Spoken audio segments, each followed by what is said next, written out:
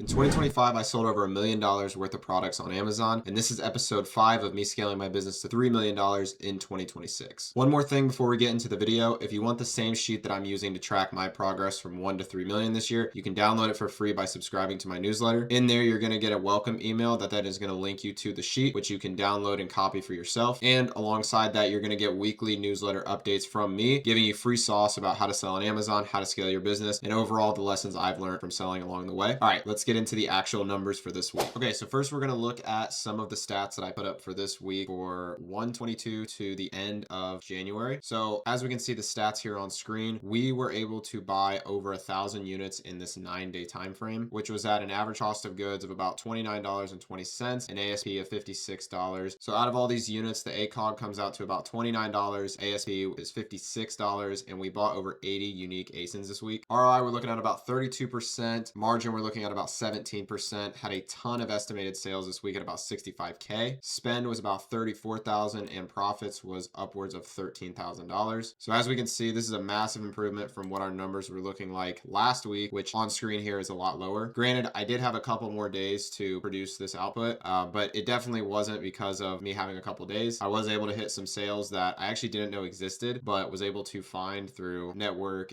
and my team. So everyone kind of came together to really help push spend this week. And as you can see here on screen, this was last week's numbers. So this was for about 6 days. This one was for 9 days. Again, the reason I'm doing it like this is because this is just how me and my team track our projections. We do once at the end of the 7th, once at the end of the 14th, 21st, and then that last 10-day window of the month typically just gets done all in one sitting. So now with this out of the way, now you guys can see the progress I made this week. We're going to go ahead and jump into the projection sheet, and I'm going to show you the final numbers for January. All right, so here now on our sheet, we can see that the 30 days is now up. I know January has 31 days, but with this sheet, it goes up to 30. And these are the final numbers. So we're looking at about a 32% projected ROI, 17% margin, 200K in sales, $108,000 in spend, and about 34K in profit. We bought almost 4,000 units this month with a $28 ACOG and a $52 ASP. Now, one thing I do want to mention is that this spend is actually not as accurate as it should be, because coming over to our holds tab here, we can see once I highlight the holds spend area, I actually have a lot of products that are awaiting shipment right now, which totals up to about $28,000 in spend, which adding that onto our $108,000 spend pot right now will easily push us over the 124K spend goal. So I project that our estimated sales is going to be close to about that $235,000, $240,000 revenue range. And we obviously did hit that spend goal. Profit would be probably closer to 40K at that point. So really, really awesome stuff to see that the last week I was able to push really hard and get a ton more spend through the door to actually complete the spend challenge for January. And then coming over to our projections after returns here, we can go ahead and see now that our margin does drop down to about a 14.9% margin. So still very healthy for a,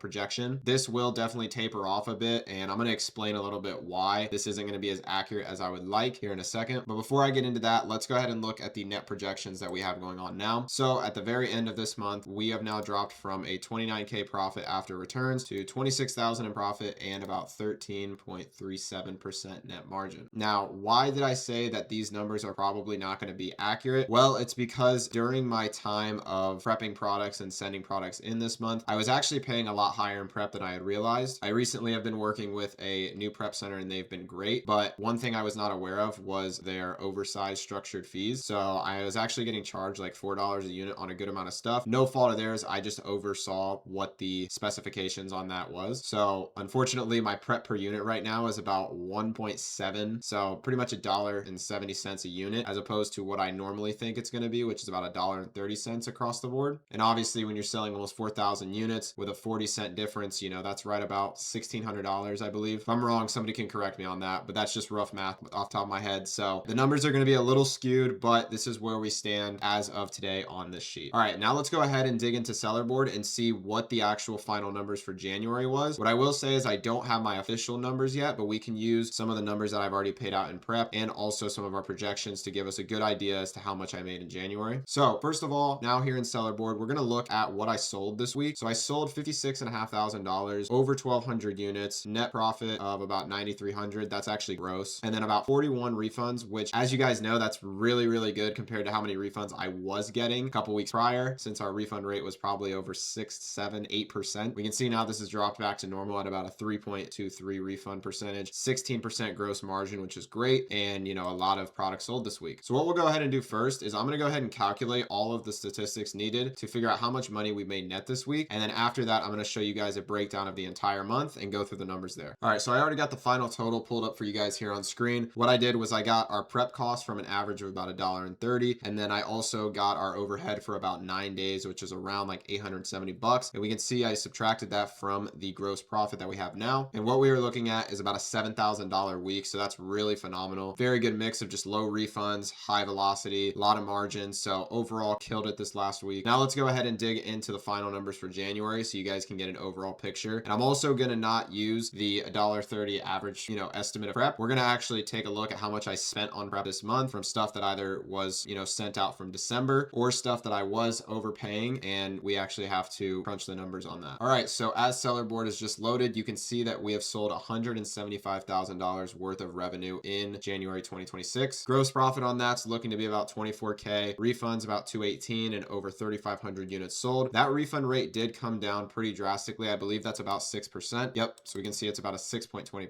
Sellable returns is right at 50%, which is great because that's what I expect month over month. Margin's honestly a lot higher than I expected, so even being at gross 13.7%, I'm still very happy about that. So we're going to run the same calculation, except I'm going to give you guys the actual number I paid in prep and then also subtract it from our estimated total overhead. Once I have the official numbers from my bookkeeper, I will showcase this in the next video so you guys know exactly how much was made in the month of January. And what I did was I crunched the numbers up already and wrote it down here in our sheet. So what we have here is a total spent on prep of about $7,400, and to only sell 3,500 units, that means we paid technically over $2 in prep per unit for this month, which is egregiously high, and that needs to come down like 70 more cents. So definitely going to be working on getting that fixed and sorted out come February. I already have some plans in place to do so. Okay, so after prep, with the number that I actually paid in prep this month, we are sitting at about $16,600 in net profit, and then we got to take about $3,000 and some change off for our overhead. I believe it's going to be about, I want to say just like 3K and some change. Yeah, so $3,400, we'll just round it up. And with that, we are looking at net projections of $13,690. So again, I don't have the official numbers yet from my bookkeeper, but if there is a very close number to what we made in January, it's going to be around that $13,000 range. There might be a little bit less because I was experimenting with different softwares this month. I was actually building my own software, which we're going to go ahead and get into in a second. And there was just some other miscellaneous stuff that I had to pay for. I remember I had to pay like a tariff on some product I ordered from last month, which still hasn't arrived, but we'll get that figured out. So yeah, this is probably going to be the final number you guys see here on screen. And if we go ahead and divide that by our total revenue, we can see here that we finished the month at about a 7.8%. So roughly an 8% net margin. I'm actually very happy with this. Reason why is because January is known for being a high return month, which it certainly was. My demand for my products had fallen off quite a bit just from Q4. Now I obviously still sourced year-long products, so that didn't do too much damage to me, but it's more so that it's a harder way up to spending money again after you come off a huge spend number in December. So to still be able to produce this kind of output with a 6% refund rate and getting charged about $2 in prep per unit, I really think we can get this number over 10% come February or March. February still might be dicey just because I got some things in the works, but certainly by March, I really do think this can be over 10%. We should have no issues going for double digits the rest of the year. So now that all of this is said and done, I want to get into some of the stuff that I was doing this week to actually produce such a great result for the end of the month, and also talk a little bit about that software that I was building out for me and my team. Oh, and one more thing that I almost forgot to show you guys is these Seller Central payouts. So I remember in the last episode and the episode before that, I forgot to include some of the payout numbers. So here's how much we got paid out in January for this month. You can see I've listed all the dates with all disbursements paid, and that totals us to about $127,000 paid out, which is great cash flow because that is very much on pace with how much we spent. So we're literally getting paid back every dollar we're spending, and we can just keep rolling that back into more inventory, no problems. All right, let's get into some of the discussion points for this next month and what I was doing this week. All right, so I want to go over a little bit stuff that I was working on this week. As you guys can see here on screen, I have about 5 different bullet points listed out. So let's get into each one of them. So the first thing is the inventory management software that I have been talking about a little bit in this video. Basically, I needed a better way to reconcile gift cards. As we know with OA, you use gift cards on a constant basis. And the one thing that is very difficult about reconciling and auditing is the fact that a gift card does not work like a credit card. This is more so in the fact that you can't have a statement summary of all outbound transactions or all inbound transactions that happens with a gift card. So what I did was I created my own one application, and I basically made each gift card have its own credit card type of summary, which is done automatically through status updates in our inventory management. So the way we manage our inventory is if the item gets canceled, that gets its own status. If order is placed, own status, shipped, own status, you get the point. So anytime there is a status update that will require a gift card to be changed in the sense of like it may get canceled and then it may get refund, that is going to be automatically updated within the back end of the software. I did this for one of two reasons. One, like I said, because I had that underdeveloped system that I was just using sheets to track for the longest time. But two, because it was very inefficient for my team members to actually go ahead and audit. And with the reduction in time that one of my team members who does audit my stuff does, the problem is with her reduced amount of hours, what I had to do was think of a way like, hey, how can we make this more efficient so that she can get other stuff done? Because reconciliation, while it is important and while leakage management is important, there's a lot of other important things that need done, and we don't want to be spending all of our time auditing every single card for every single month. Next thing we did is I took a final team meeting with everybody on my team, and we went over how the month of January went. I think everybody really did crush it. Next, we hopped into sort of like February goals as an organization. Right now, we're looking to spend about 100K in February due to having 3 days less. We're going to see how sales hold up in February. January was honestly very surprising, and I can't believe I spent as much as I did, if I'm being honest. So with Valentine's Day and President's Day, I do think there's enough opportunity to push around 6 figures in spend this month. And then we also went over a little bit about the software. I still need to make SOPs for the software, but this first week we've just been debugging and experimenting with new additions that need made. So I'm going to wait until those are implemented before making,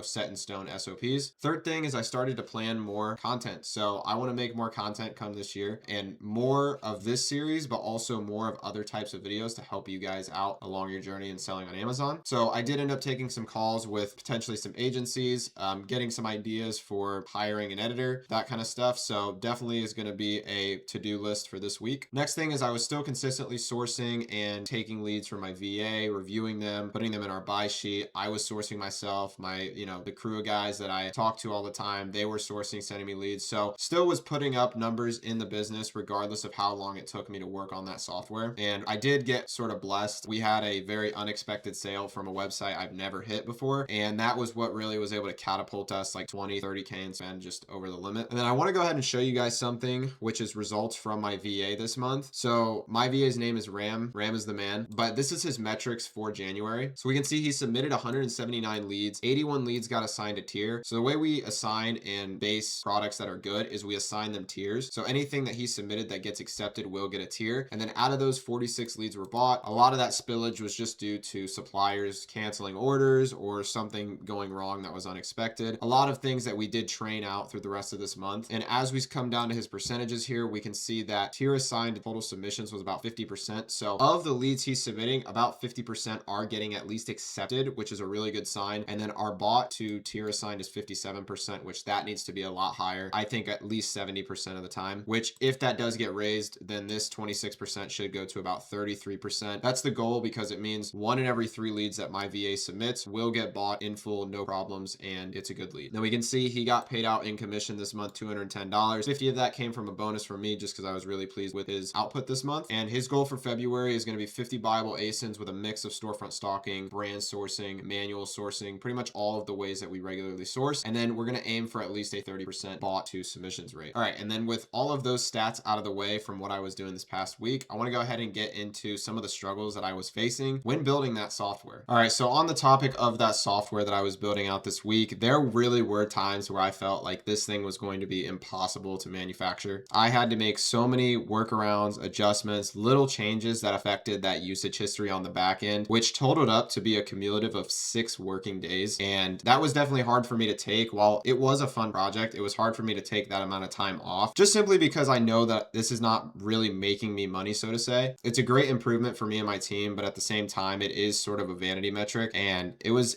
tough, And I do think that it's very purposeful and gives us a lot bigger of a lane to expand with our systems and just our capabilities moving forward, because gift card leakage is always something that's going to take tons of time. Nobody wants to do it. AI can't do it yet. So it does require human input. And because of that, I think this software will eliminate a lot of the workload associated. So it was definitely times when it was treacherous, but I think it was the highlight of the week, aside from a really good final week of January, because I've never done something like that before and I can't wait to preview it to you guys. But for now, it's still kind of confidential, I guess, in the sense of it needs more time to, actually go through development and also go through testing. But something I definitely learned coming out of that experience was I haven't taken a lot of time off from the business in quite a long time. And obviously, while I was still building this, I was working on the business, but being able to put in 6 days worth of actual working time on the last week of January does prove something. And what it proves is that I have good enough teams and systems and operations to where the business still moved very far forward this week and was actually way above track, even with me not being in office all the time. So I think it's a very important realization that I have matured a lot more in a business sense than what I think sometimes I have. And that's just important to keep in mind when it comes to, handling more systems down the line that's going to take me away from the business, or just being more efficient with my time, knowing that I don't always have to be sort of on the front lines. And so that was a really eye-opening experience for me, I think. So what I want to talk about next as well is what I have planned for February, because obviously we know January went really well, but it's already time to start planning forward. You can actually see, if you were watching those demos, that I'm already recording this in February. So I'll go ahead and just hop into sort of what I've been working on a little bit this week without spoiling next week's episode. So the first thing is I am looking to hire a dedicated editor for these videos. Pretty much up until this point, it's been me or one of my team members just making these videos and producing the content for you guys. And as I just said, with that whole software thing, I do still need a lot of time in my day to run my own Amazon business. And because of that, I need to delegate this to somebody else. So as of today, I've already put up a job posting and we'll be going through some applicants today and just picking apart which ones I like based on the editing style I'm looking for. So that'll be a really good step in the right direction, especially for you guys, because that will allow me to produce more content, hopefully up to 2 to 3 videos a week. So really excited about that. Hopefully coming soon as well. Should have an editor hired by pretty much the first week of February. Second thing that's going to be a goal for February is a $100,000 spend month. So again, just being able to hit 6 figures in February, I do think it's possible. So that's roughly about $3,500 a day in spend, which is about $500 less than what we had to spend in January at 120K. So definitely think it'll be possible. We just got to keep our focus on the right areas and not get too far off with,